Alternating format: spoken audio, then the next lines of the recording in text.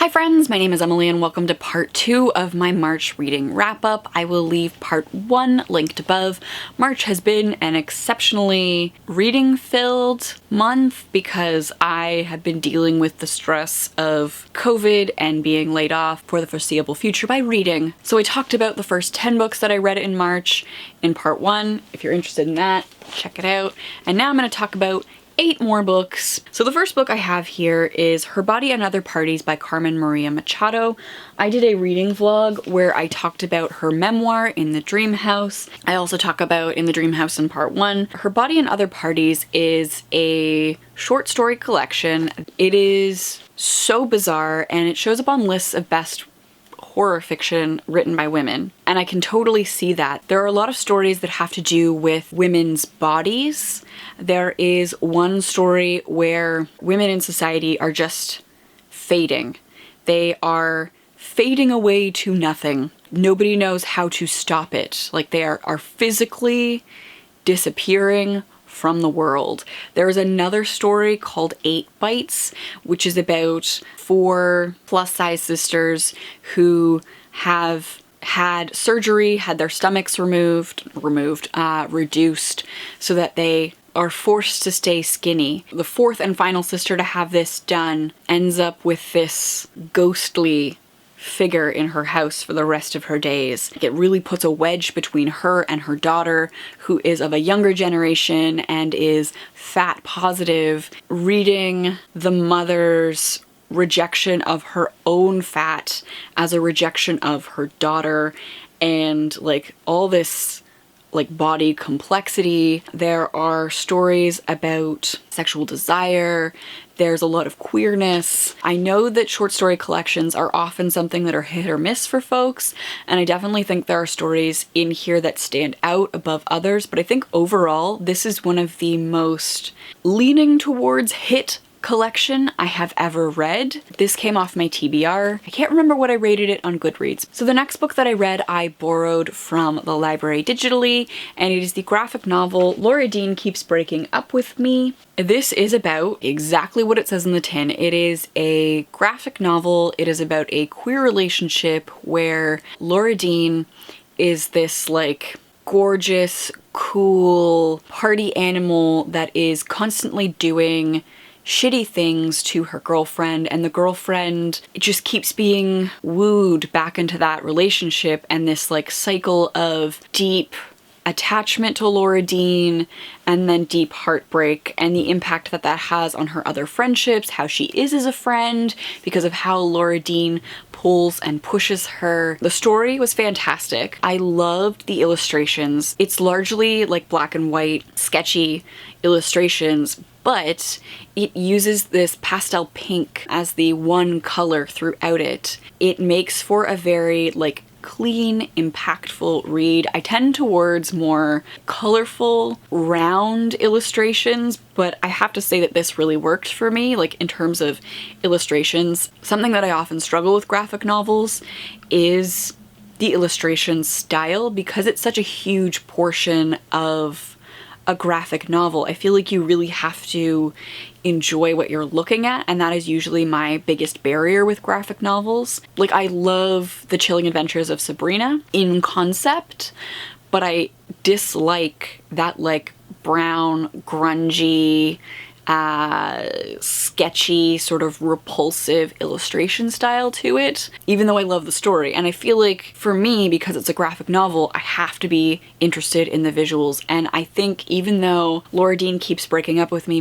wasn't my usual style, it's not usually what I'm drawn towards, I think it was still really aesthetic and visually interesting. And on top of that, the story was great. I ended up giving it 4 to 5 stars just because it's not like what I'm typically interested in looking at with a graphic novel, but it definitely had a style that worked for me, that kept me engaged, and I enjoyed it. I just wanted something cute. I wanted something that I know makes me happy, and so I reread Simon vs. the Homo Sapiens Agenda. I think this is my third or fourth reread of this book. This is by Becky Albertalli, and her books feel like a warm hug. I just love the way she writes. After being disappointed by Yes, No, Maybe So because it was so American politics heavy, I wanted to go back to the book that I love. I think a lot of people are familiar with it. Simon is a closeted gay teen. He ends up being blackmailed by one of his classmates who is reading this private email exchange between another closeted gay teen at their school. It results in Simon being sort of manipulated by Martin and also sort of manipulating his friends to protect his own secret. I really enjoyed rereading this. It was exactly the warm hug that I needed. As usual, 5 out of 5 stars. I haven't changed my star rating for this on my third or fourth reread. I find sometimes that happens, like you read it and you're like, oh, I don't love this as much as I did before. I still love this as much as I did before. The next book that I read, it's a graphic novel. Again, I borrowed from the library via Libby. Graphic novel, again, I borrowed from the library via Libby. So not on my TBR, just an impulse borrow, I suppose you could say.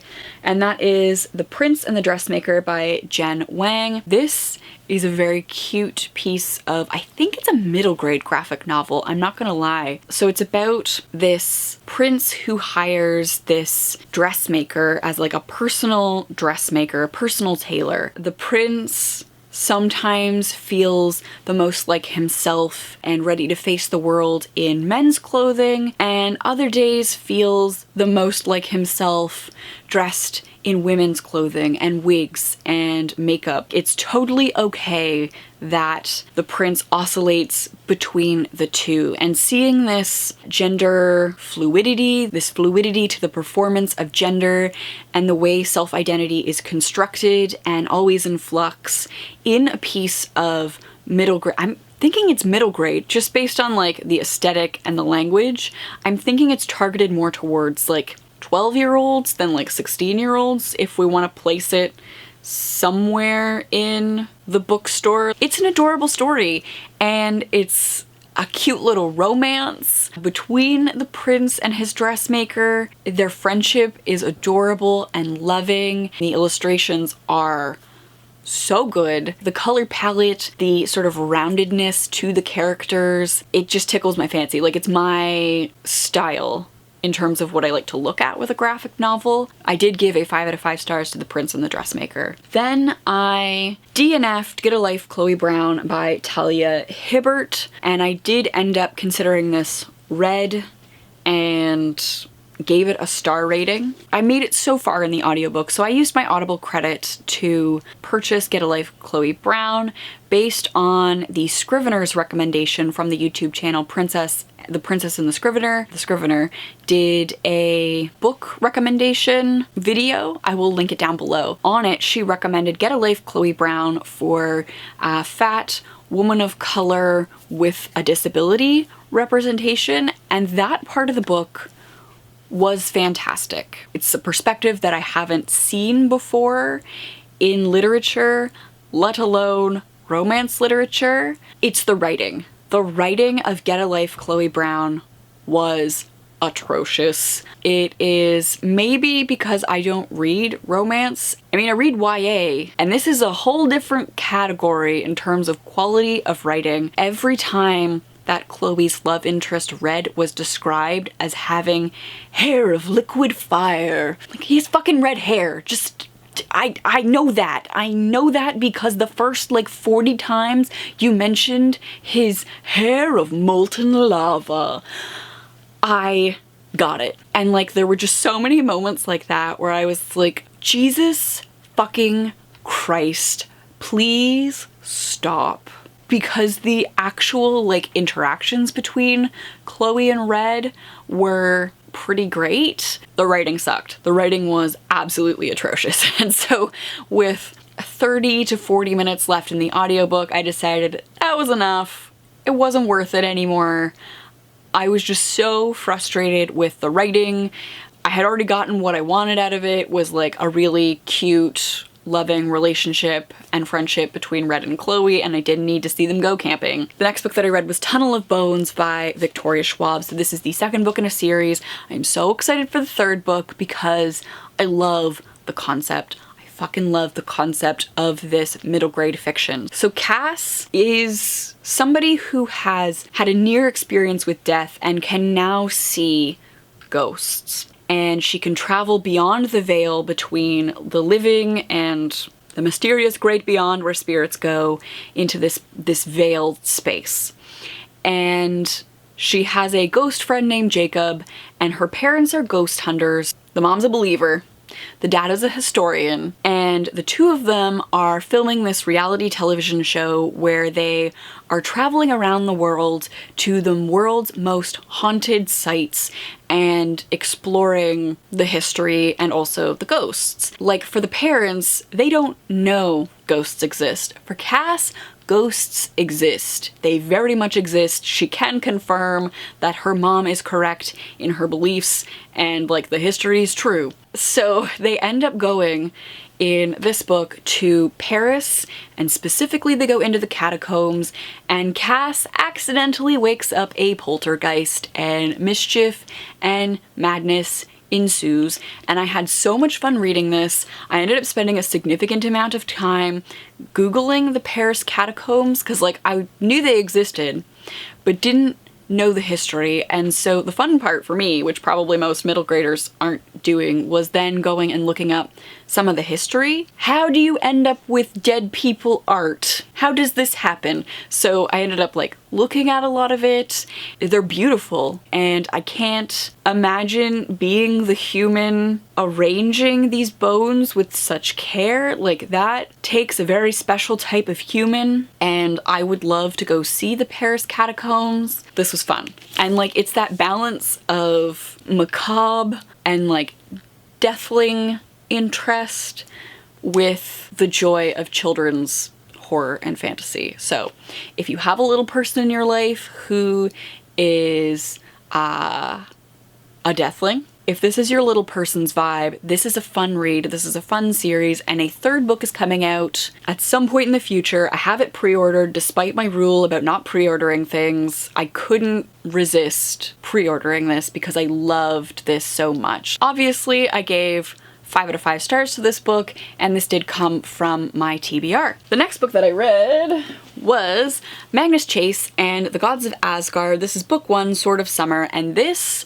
sort of scratches that weird macabre itch too, because this was way more, like, gross and visceral and horrific than I was expecting. So I have read Percy Jackson and the Lightning Thief, and I was like, like, I could do with or without this. It was a fun read, but it felt really juvenile. I knew that the Magnus Chase books had queer rep. They have a Stonewall award on them. So Magnus Chase is a homeless, orphaned teen. He's living on the streets, and he ends up calling this grubby sword from the bottom of a river and ends up being attacked by this, like, weird fiery figure on a bridge, and he dies in the process of attempting to save a whole bunch of people and his friends on the bridge. He wakes up in a Norse afterlife. He ends up on this mission to retrieve the sword to prevent doomsday from happening, and we meet all of these Norse gods. It's, like, world flipping. There are dwarves and elves and giants. It's so much fun, but then also, because he's in an afterlife, it's, like, also weirdly gruesome, and, like, at one point he goes fishing for a water goddess with a rotting giant cow's head, and, like, the rotting head is described, and, like, there's just so much more, like, visceral, it almost feels like body horror to this than I was expecting for queer middle grade. Now, there isn't queer rep in here. I hear that happens in book 2. Magnus will eventually get a boyfriend. That remains to be seen. I will update you when I read book 2. But I just want to share with you the opening paragraph where I read this and I was like, oh boy, this is not what I was expecting. Chapter 1. Good morning. You're going to die. Yeah, I know. You guys are gonna read about how I died in agony, and you're gonna be like, wow, that sounds cool, Magnus. Can I die in agony too? No. Just no. Don't go jumping off any rooftops. Don't run into the highway or set yourself on fire. It doesn't work that way. You will not end up where I ended up. Besides, you wouldn't want to deal with my situation. Unless you've got some crazy desire to see undead warriors hacking one another to pieces, swords flying up giants' noses, and dark elves in snappy outfits, you shouldn't even think about finding the wolf-headed doors. My name is Magnus Chase. I'm 16 years old, and this is the story of how my life went downhill after I got myself killed. I read that first paragraph and was like, what have I got myself into? This is way more bonkers than I thought. Like, I picked this up not knowing what this was about because I had read Percy Jackson. I knew that Riordan was playing with old mythology, gods and goddesses. I knew this one had, like, this series has queer rep in it. Like, I knew nothing. I sort of assumed the general premises, like demigods and mythology, and did zero research. And so when I read that first paragraph that like, oh, my main character, this is the story of how he dies and his afterlife, I was like, oh boy, this is unexpected and exciting. And I was not disappointed. I ended up giving this 4 to 5 stars. The last book I have here, I borrowed the audiobook for from my library, and that is Baby Teeth by Zoe Stage. So this was recommended in one of the comments. I have seen that somebody recommended Baby Teeth to me during like the women in horror stuff, and it was a bizarre read. Baby Teeth is about the struggle between a mother and her child who is incredibly intelligent and selectively mute. The child, Hannah, likes their father, who is like never home. He's sort of an absentee parent. He's working on all these architectural projects, and he leaves his wife who has Crohn's disease and who has stepped away from work to raise their family. And also because she has Crohn's, she has chronic pain, she has a lot of diarrhea. She has decided to be its stay-at-home mother so that she's always within like the bathroom and the safety of her home and her medication, and that turns out to not go so well because their daughter is terrible. Like, the mother sort of had these dreams, because she's an artist, of like doing crafts with their daughter and like being a stay-at-home mom and having this really like intimate, loving relationship with her daughter, and her daughter is just a nightmare and like actively tortures her and makes her look bad, and things start to go really poorly when the daughter actively works to make the mother sicker and try and kill her. Like, she empties the medication out of all of her capsules and fills it with flour so that the mother is getting sicker, and she's stressed because she's trying to get the daughter into school, and the daughter has been kicked out of every school for being like violent and unpredictable. Watching the daughter be like actively evil and the mother be constantly gaslit by her husband, like her husband doesn't want to see it, was so frustrating and so horrifying. There were points that just, I was so tense and so upset for the mother. I ended up giving it 3 out of 5 stars because I feel like it's a book that I will never want to read again. Like, a lot of the horror books that I've been reading by women have a lot of rereadability to them. I feel like this one doesn't. Like, once you know how it ends, you're satisfied. I was satisfied. It was a fun audiobook to listen to while I've been like crocheting and like working on other things. I've also started to exercise. It's fun to listen to something while I exercise. 3 out of 5 stars is fair. It was a good read. If you're looking for something utterly disturbing and like might turn you off of having children forever, Baby Teeth. So that brings me to the end of part 2 of my March reading wrap-up. As you can see, I have been looking for things to distract me.